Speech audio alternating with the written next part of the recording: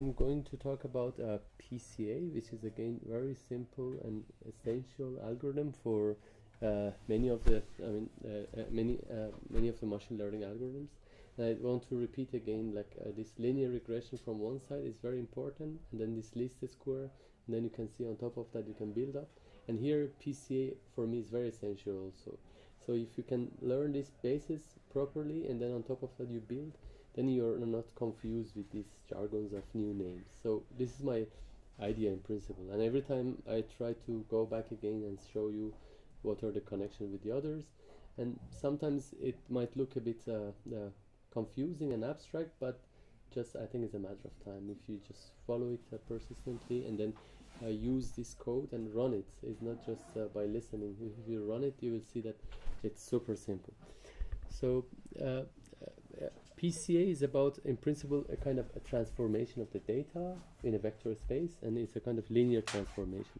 And then I show you from what is the relationship between PCA in comparison to those algorithms that we learned, like self-organizing maps and k-means, which are classically known to be clustering algorithms, but you see how they're connected in principle in terms of space transformations.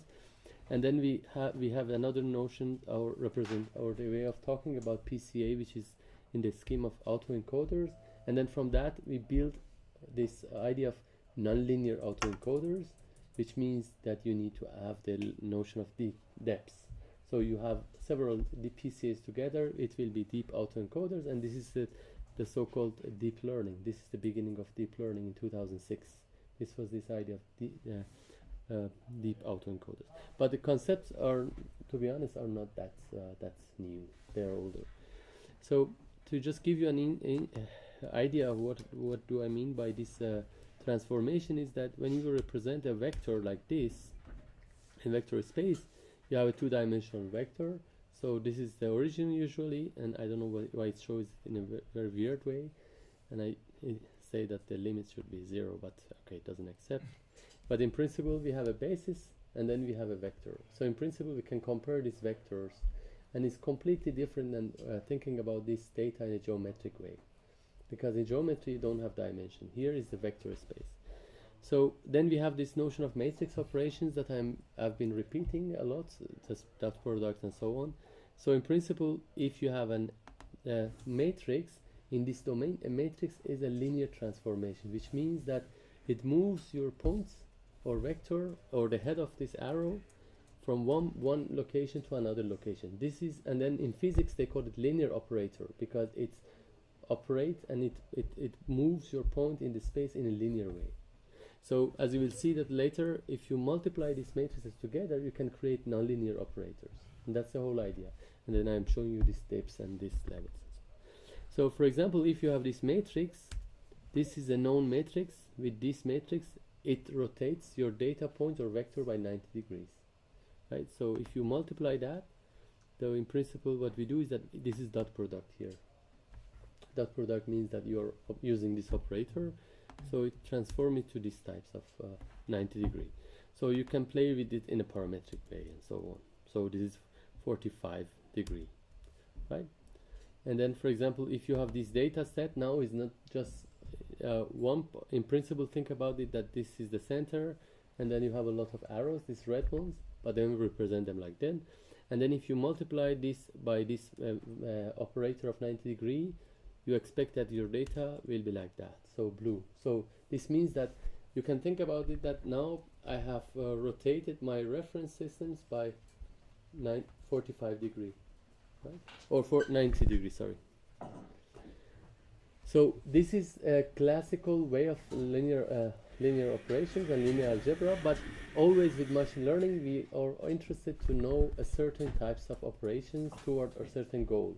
For example, usually we say we don't know which matrix, but we want to learn that matrix, which is doing something interesting for us. So in that sense, principal component analysis is a way of transformation in which we learn a matrix that transforms our data, original data set, to a new space, that in that new space these new dimensions are uncorrelated. This is the meaning of principal component analysis. And in a linear way, you can think about it that you have a matrix of P, capital P, and these are the values, And if you learn that matrix, you can, and this is your original data set. By, or reverse of that, sorry, you transform your original data set to the new space. And what's the purpose of that is that, it's very clear, is a kind of compression. For example, if you look at this data, imagine your data is a two-dimensional data set. Clearly you can say that they are correlating, right? So in principle you can think about that this dimension is a new dimension and this is another dimension. And you can say the variation is in this diagonal, and then the second variation is this. So in principle the total variations is, if it's normalized is equal to 1, then you can explain this data with a new space, a new state space also, so you can call it, or reference system, if it's like this. Then you can say, if you assume that this is random noise, you just want to say, then in principle there is one principal component out of these two, that this is your original measurement, but you say it's not 2, actually it's 1 plus noise. For example, you can think about it like that. So that's the whole idea of PCA. I don't go through how it works, but in principle you need to build a matrix of covariance which tells you how variables are covariating. You have variations, which means that the variation of the data points around their mean values. Covariation means that how they are variating in response to each other. For example, this says if this dimension goes up, the other dimension goes up, right? So in principle you have a covariation, positive, and this is classical. For example, correlation also is a derivative of covariance. So if you build a covariance matrix, then you have a new matrix out of your data set, and essentially, I don't go through that, but if you like we can talk about it later. If you can decompose this matrix, there are some so-called characteristic vector or eigenvectors that they describe this matrix in a way that they are orthogonal. So if they are orthogonal, in principle they become uncorrelated. So that's the whole idea, because here they say you do this measurement, these two dimensions are not in principle independent, because you see that they are correlating. What if we can transform our data to a new space that are orthogonal? That's the whole idea. And then in principle you can do a lot of interesting things. You will see. The covariance matrix is as big as the dimensionality of the data. Yes, yeah, that's right.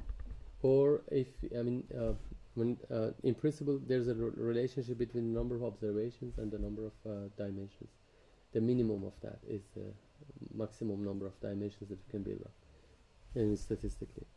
So for covariance matrix is something like this, for example, and correlation is a kind of normalized value of that. And as you see here, for example, you can read it like that: x1 correlates with x1 100%, and x1 correlates with x2 88%. So the idea is that to transform them into a space, in a two-dimensional space in this case, that these off-diagonal values are 0, which means that they are uncorrelated. So if you do this classical scatter plots, this is the distribution of your data, which is almost a normal distribution, and also this is the correlation between them. So you will see, we'll come back to this. So the idea is that we need to do a bit of processing, which is called, for example, whitening, for example, or for example, averaging them around 0. So you just subtract the mean from them, and then they are now all around 0. And then you calculate. This is the way simple is calculating the covariance matrix, is not more than that. So the transpose of the original covariance, this matrix that we calculated to itself, it becomes a covariance matrix. And then I will be quick later. As I say, we come back because here is not important. You will see that we don't use it at all. But just trust me now. And then if you build it like that, and this is the classical, I mean, other way, I mean, principle, NumPy is implemented also this one, and you just see the values are the same. So then you do on top of this matrix one operation which is called singular value decomposition, which is one of the ways, and there are tons of methods how to do that. I mean, maybe it's good to also to go to this field. I think there should be a link, and you will see that, for example, no, if I don't have it here, Yeah, for example, it's important to know also if you go to other fields like to management, they call factor analysis, and sometimes there are infinite number of names. In if you do mechanics, there's a different name. And originally, it's known that it's developed by Pearson, that you know correlation of Pearson correlation, and this is this old, 1901. And then there are lots of other names for that, Harold Hotelling, and this I don't know how to pronounce it, KLT, and singular value decomposition, POD, and these are all the names that if you are from different fields, you will hear them. But in principle, that's it. You want to transform your data in a space that they're uncorrelated, and then you use, and it happens in a way that also that it transforms it in a way that the first dimension has the most information in terms of variations. For example, this will be the first dimension, the second dimension is this. So you can say I get rid of the second dimension, third dimension, and so on.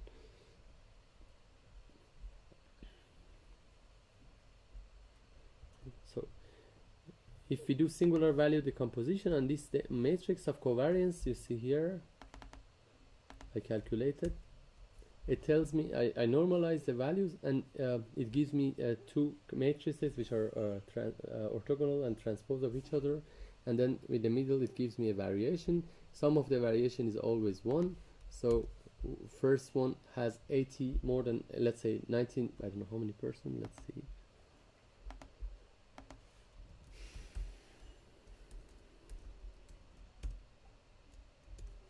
So the first principal component tells you that it has 94% of the information, and the other one is 5%. So these are the PCs, and then now you can see that I can say that this is a new dimensionality, and this is proportional to the vectors. So if I multiply my original data set to this PC, not the covariance, it will transform it. So we don't have a lot of data, but in principle it's like that. Maybe increase a bit.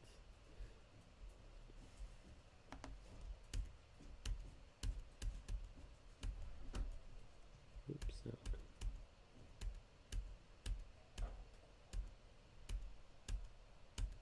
So you see, then it's the data, and then it transforms. So in principle, it's not correct to show it like that, but now we can say that you have two dimensions. One is this, and then the other one is this. So what I can do is that I say, what if I just use 5% of the second covariance, right? If I use here, if I can parameterize it. If I do it, I can go back and forth. I can do one transformation, and then I go to this new space, and then from there I say just multiply back based on the importance of the first component.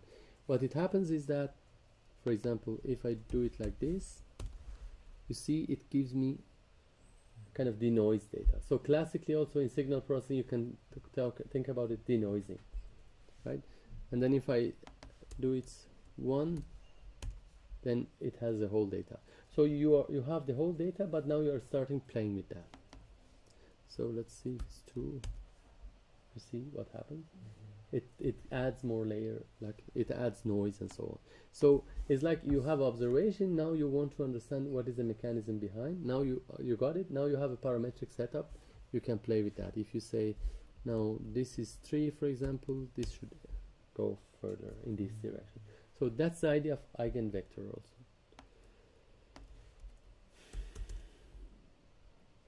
So as we promised, now if we use this transform data, this is the way we do. The original data dot product to the PCs, linear operator, but a certain kind of linear operator. The promise is that in the new space, the new dimensions are uncorrelated. So that's you see here. This means that there is no correlation. So that's a promise. So what is this good for? In principle, nowadays in any application, 0.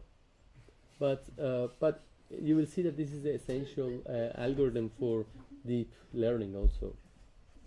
So for example, I show you a fun case that we use this PCA on a picture, and literally think about one picture as a matrix. So I have one picture of this famous picture of Betty, for example. I have this size, so I imagine that this is a matrix of 3 matrices in principle, simple. So I have this is number of dimensions, original observations, and I know that there is a correlation between these pixel values, right? It can't be that's all of them. And then this is my number of rows.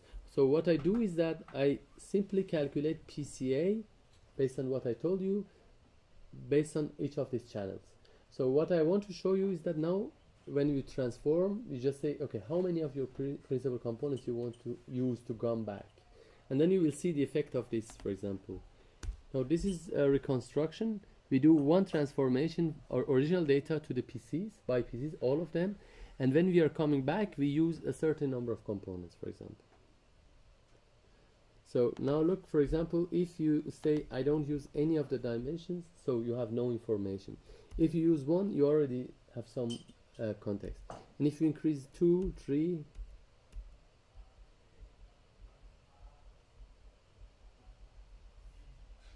and only with 20, for example, you already have the picture. Whereas the original picture was how much?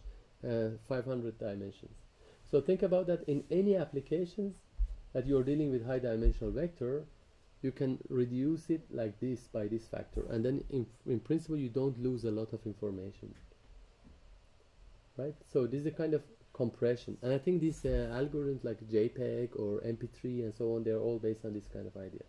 How to compress the signals. And then you have less memory, and then it's easy to transfer in internet or store it, whatever. This is that. So you have 20 dimension, and then you get it. Because that's the original of eigenvector. You get it. It's there, only 20 of them. It tells you a lot. So what is the relationship between this and, for example, k-means and SOM? You will see. Because you thought that k-means or self-organism is a kind of clustering and grouping. But what if we just say, I mean, statistically and geometrically, if you have, for example, 20-dimensional vectors, you can't have more than 20 principal components. So it's a kind of complete representation from 20-dimensional space to another dimensional space, and you lose no information. But what if we increase it? If we decrease it, definitely we lose information. This is what the case. But we have certain results, but it's not perfect.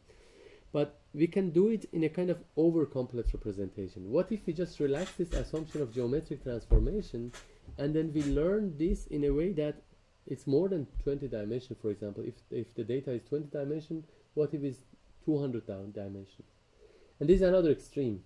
And then there was lots of work in this direction that shows that you get sometimes better results because you linearize the space.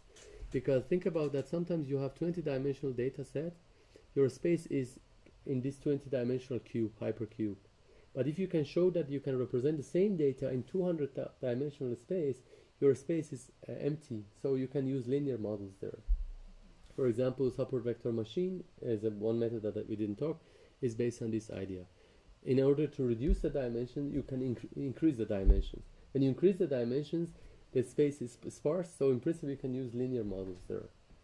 So it's not always good to reduce the dimension. So now if you think about k-means, this is what we classically think about k-means, like what I showed you, like you have three clusters, and then you need to find groups. But now let's use PCA and this.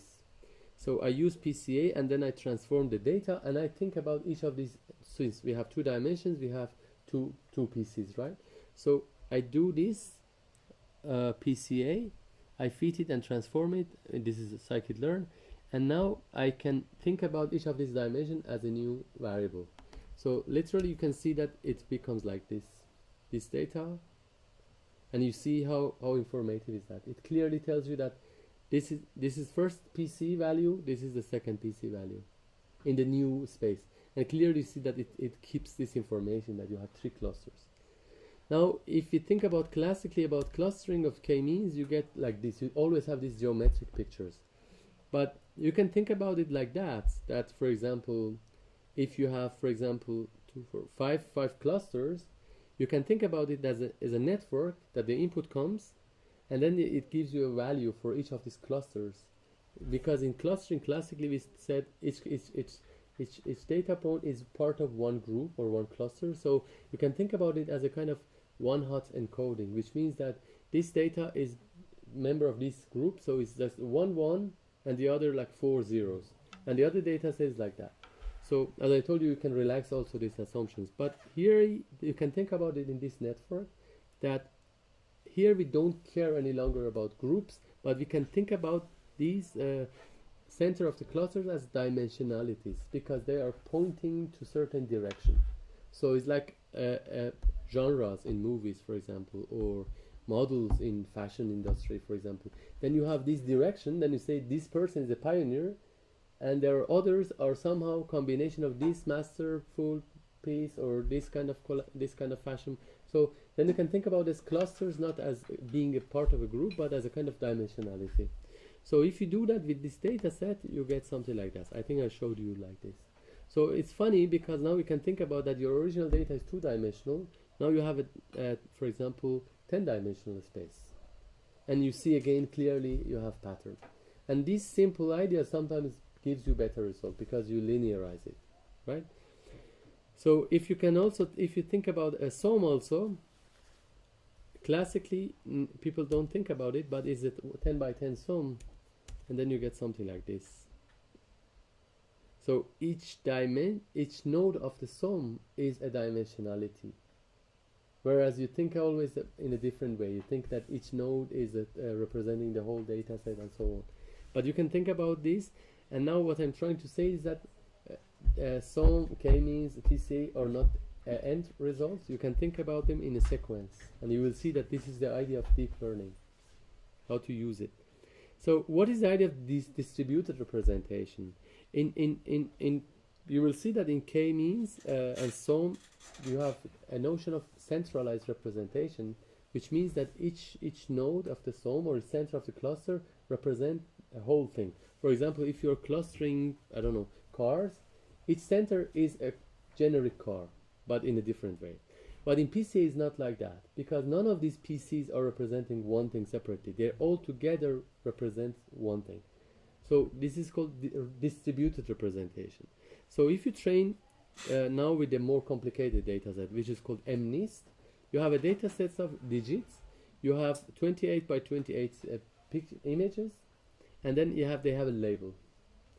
So you know that in principle there are like 10 dimensions, right? But your data is 784 dimensions, because what you care is this. If you read them, you care about the digits, not the pixel values.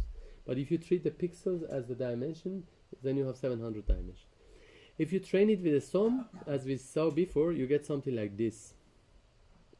So these are like a node of 30 by 30, and you see it creates a nice pattern, but each node is showing one potential digits. And you see how it's transforming from 1 to something like 9 and then 7 and so on. If you do this with PCA, you get something like this. None of them separately are talking about the picture, but all of them are helpful. So that's the thing.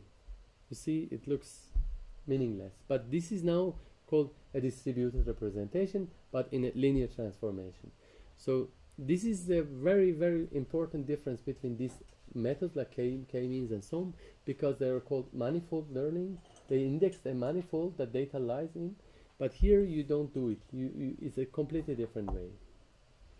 So, and I think that's the whole idea why this deep learning works with this simple PCA. So now if you think about this PCA as a kind of a decoder encoder, I showed you like you can transform to this high dimensional, this low or high dimensional space and come back. And each arrow is simple a dot product. So if you say I have 3, this means that you are just using 3 principal components, right? If you do it back and forth, you go to the same place, but with lots of information. So what I do here is that now I train a PCA, and let me start with this. If I take all the PCs, I have full reconstruction, which means that I don't lose information. But in principle, I don't have any decompression. But if I go to 400, you can easily say that it loses the information, because the case is more complex, and then it doesn't work. And then you see these small noises. They are not like, they are in principle look like noise, but they are not noise. They are very important details. And if you go to, for example, 4064, for example, doesn't work. And that's the limits of linear transformation, because the amount of variations, deformations, and all of different translations and so on, it's a lot, and you cannot encapsulate them in this linear transformation. So in language of classical machine learning, the PCs are orthogonal, they have the same dimensionality as the data, and they are linear transformation. And how to relax these assumptions. And this is, for example, this is the idea of deep autoencoder, and I think it's brilliant. So it just says perform the transformation in a sequential way, which means that the output of the one step is the input of the second step. So if you do PCA, just reduce the dimensionality from 700 to 500 and take that as a data set, transform it to 200 and so on. And then also add differentiable nonlinearity, which is okay for now, we don't need to know it. And then finally design your architecture that the final output is the same as the input. And via gradient descent that we talked before, try to reconstruct your data. So it's not any longer geometric transformation or this eigenvalue decomposition. It has nothing to do with geometry, it's pure algebraic transformation. And then you just say, I do this for fun, but by that you're adding nonlinearity, because if you remember, each of these arrows are one linear transformation. When you multiply them together, you become nonlinear. But the point is that when they're nonlinear, you don't necessarily know that if you have pictures here, you get the same pictures here. And that's the role of this least square. You just say no. I say now I want to see the original picture. And in principle, you start with totally random vectors, random matrices. And then you have gradient descent to tell you that how to reduce these errors. So that's what I'm saying, that these are very essential. Least square is very important, gradient descent is very important, and this architecture is very important. By that you can build anything, and you can build crazy things. And then all of these contributions in different names and algorithms are minor variations. So we do it here in Keras. You can use it as code, and then it's very simple. For example, this is just enough here. You need to know you have the input data is 784, and then you say the first layer convert it to 512, and then 256, 128, and then I want to reach to, I don't know, what was the layer? Encoding dimension should be somewhere. I think I deleted. Ah, it's here. So I want to reach to 64 and then go back. So it's called encoding. This is called dense layers in the language of machine learning. You will see later you have convolutional layer.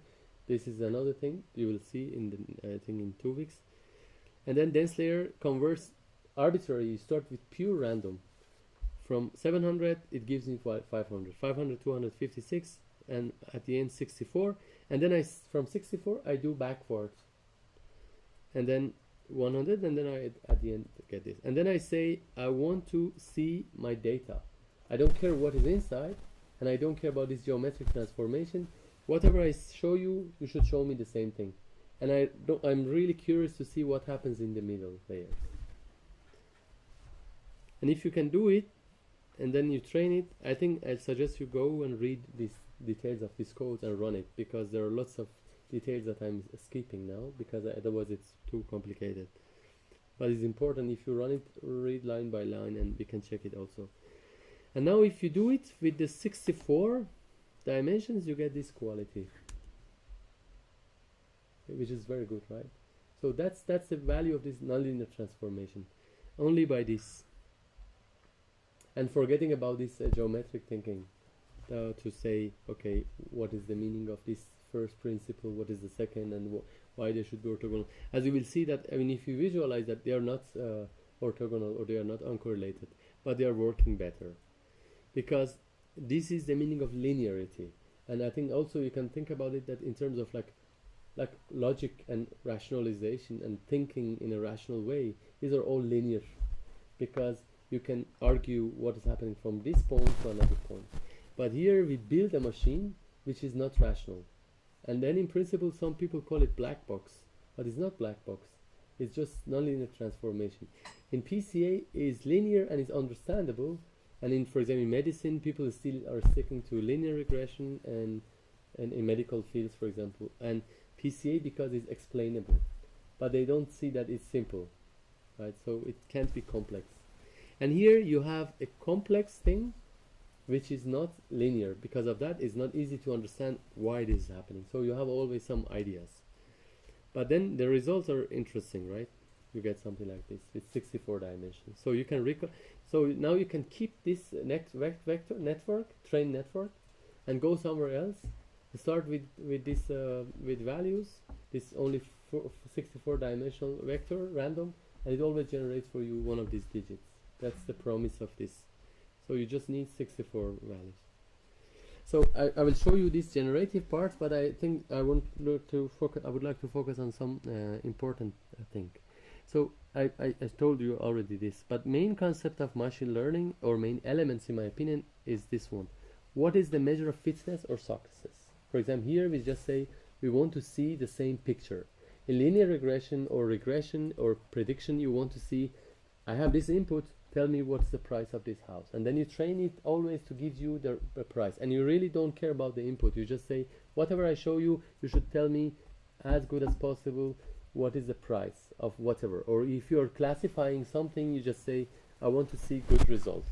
So this is the idea of least square error. So you need to define this loss function also. It's called loss function sometimes, or energy function.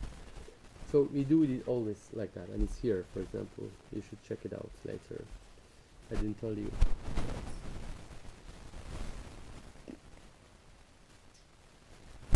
So this is, for example, binary class uncertainty.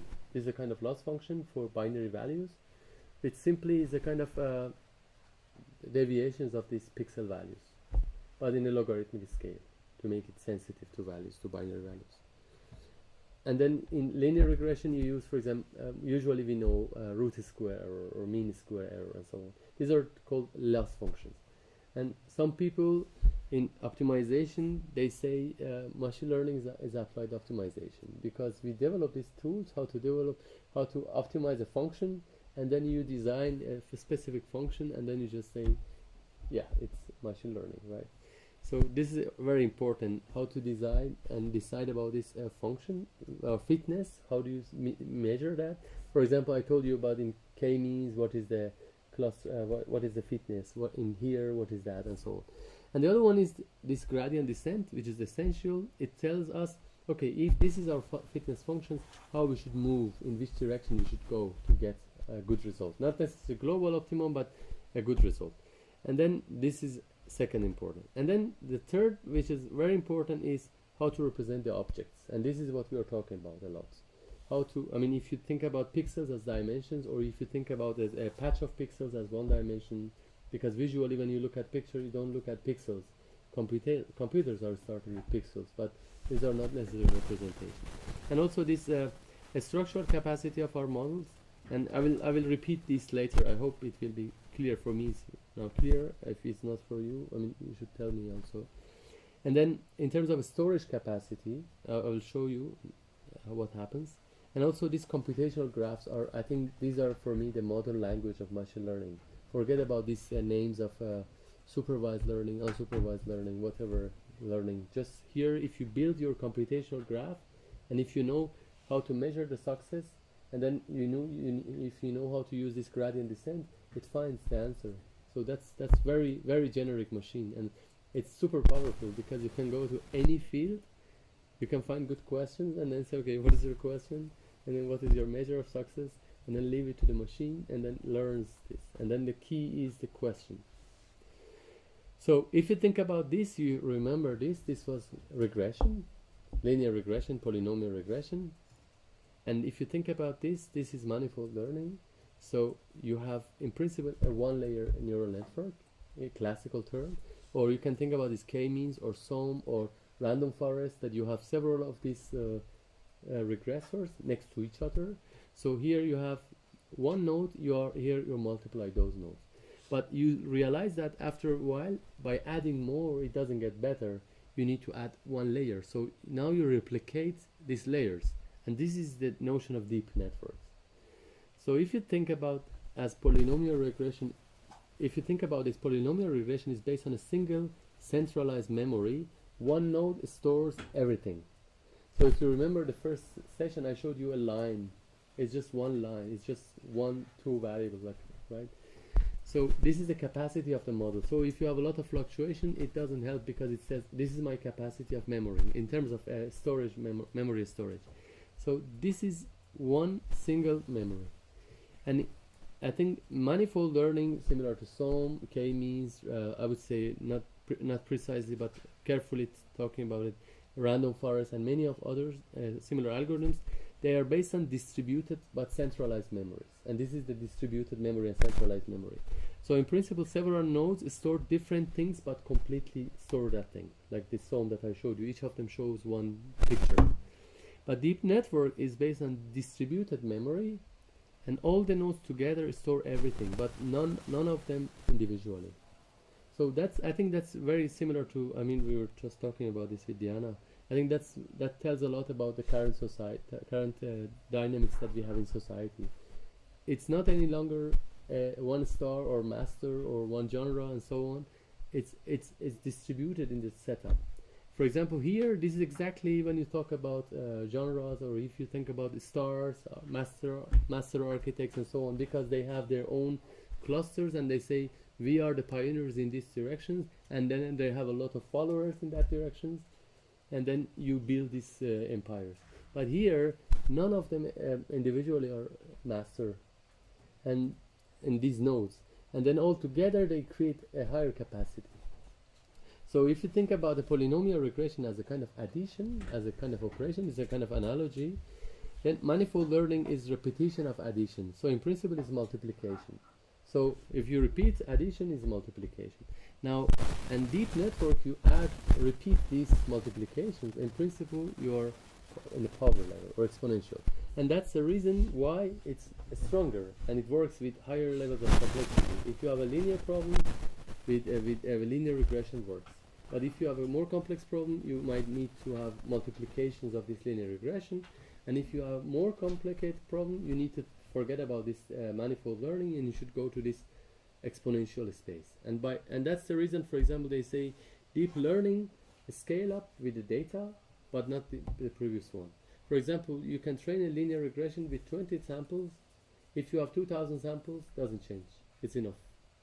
Because it doesn't adapt a lot. There are not many parameters. And then manifold learning also, you think about that like you are here.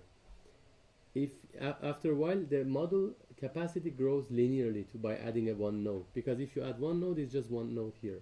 But if you add another layer here, all the combinations of these layers to that layer, it creates a lot of new possibilities. Right? And that's the reason why it's more powerful.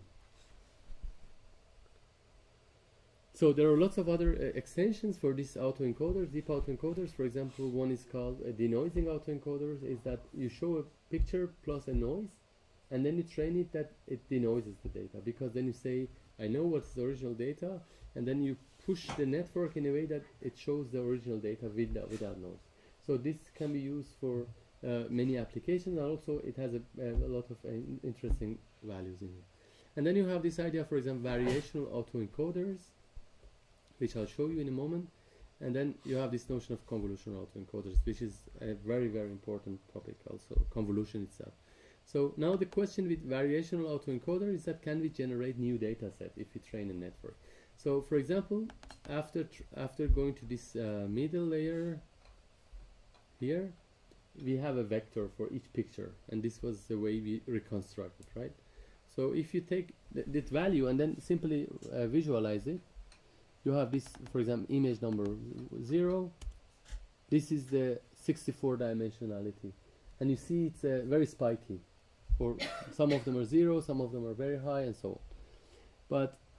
And then with this spiky, seemingly random value, if you feed it to the network to decode it, it generates this, which goes again to the order. So it looks like that is noise, but it's not noise. But the idea is that, so can we start with arbitrary values here? So I start with a normal random value with the same dimensions, which is 64, and then I feed it to the decoder. It's like I cut it from the half, and I say I want to see, can I generate new things? Because in principle it should have learned this all of these variations. So my ideal is that if I have two-dimensional embedding, I can play with that with like a parametric space, and then it should be able to generate all the diversities in the data. But then unfortunately it doesn't work, you see, because these values are it looks like that they're random, but actually they're not, and it's very sparse also. So whatever it generates, it looks like this could be 6 or 8, I don't know, but it's not perfect, right? And this is very strange also.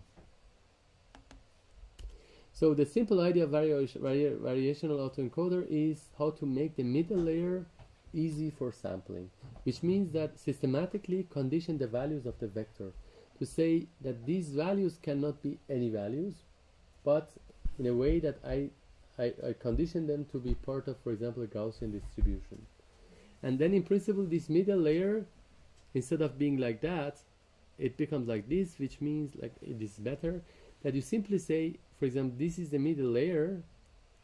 It's not proper presentation. No, yeah, this is the middle layer in principle. Then you just say, take this and convert it to a Gaussian distribution. And here is, except everywhere else, here you use a function, clearly. Then you just want to push them together to form a Gaussian distribution. And if it works, then in principle, imagine it's a two-dimensional Gaussian distribution, it's like a surface. So you know that your data lies now in this space. So you can easily sample in this space, because previously it was like spiky and in 64 dimension, but now you condition them in a way that they are lying on the surface of a Gaussian distribution. And this is called variational autoencoder. It's simple, but it's beautiful. And then you implement it like that, and here is that middle layer. I don't go through it. And then I train it, and and then this is the results. And then, for example, now I can generate with the middle layer. For example, now I can start with random values from this range, and then it generates for me all of them. So now it's similar again to the self-organizing maps, but with more powerful generative way. Like for example, now look at this. Now you can play with that. And believe me, I mean, if you try to do this with PCA, there's no way.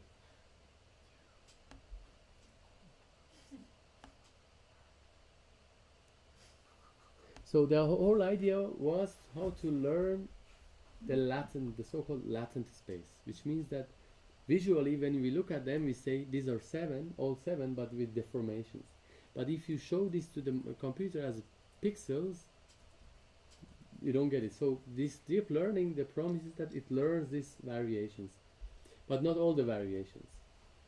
And then, for example, think about a signal, a music or text and so on. It's always this relationality between these values, because, for example, if you think about this time series, if you look at this price of a stock market, for example, if you literally take the values as one dimension, you simply lose the information between them. And for example, here is similar. We are trying to learn the correlations or local correlations and temporal correlation between these pixels. And that's the whole thing with machine learning. And I think after this case, not variational, but a deep convolution network, this was a big step I mean, the people came back again to this field in 2006 after 2006. And now we have a lot of developments. And then you will see that, for example, this method is not very efficient, because think about that, this is now we have very small pictures, 28 by 28, so in principle you have 700 dimensional vector.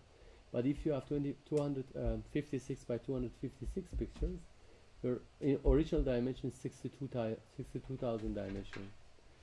62,500, yes, something like that. So when you have this so-called fully connected layer, in principle, you need to learn all of these correlations. All of this correlation is somehow shared to all of these vectors. They need to learn it in a way that they take care of everywhere in this picture, for example. And then you will see that there is a very beautiful idea, which is orthogonal to this PCA coming from Fourier analysis. This will be, I think, in 2 weeks. I will talk about it in detail. Is that they say, what if we just have, instead of having these fully connected layers, what if we learn local features, arbitrary again? We start with random patches of pictures, like a picture, and then with random values, and then move this pixel, this patch or filter over your picture. For example, the idea is that at the end, if there are some eyes, for example, some area about eyes, doesn't matter where in your picture, but somewhere, you get activation. So you don't need to connect, you multiply all the pixels at the same time to the next layer. You can think about it, this is called convolution. You can think about it this as moving filters. So you populate a lot of filters, and the promise is that it's not theoretically being shown. I mean, it's just empirically so far, that over time they learn, and then they have this compositionality also. This means that, for example, in the first layer they detect the edges, second layer they detect that combination of the edges, they say, okay, this is an eye, this is a nose, and then this next layer you learn that this is a face.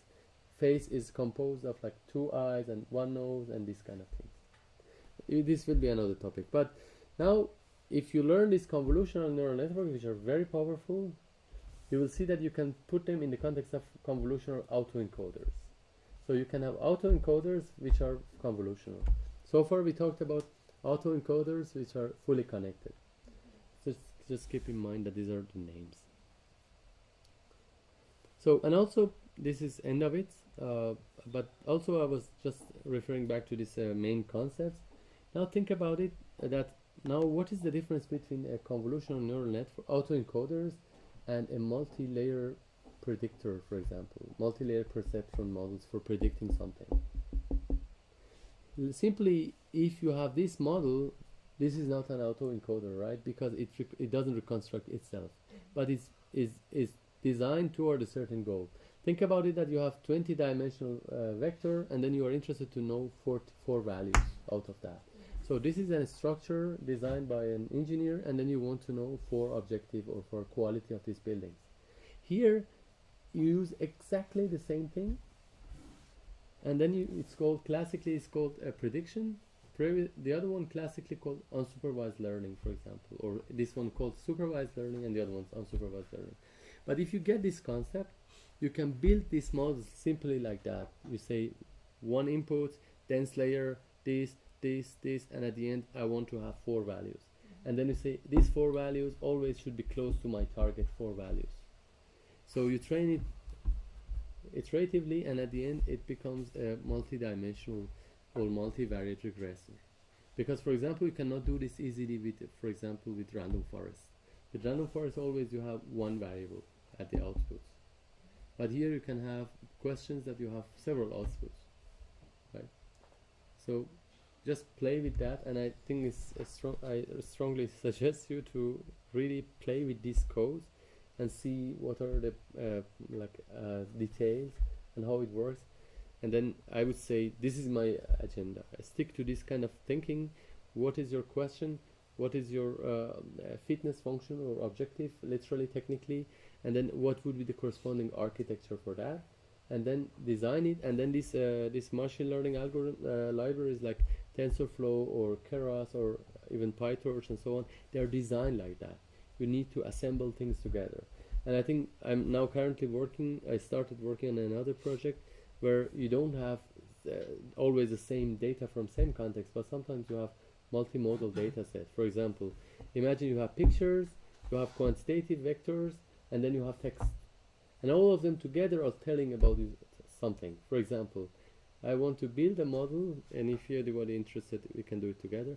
Build a model that looks at the pictures of the advertisements of cars and all of these quantitative details, plus the text descriptions if there's a crash or accident or a scratch, whatever.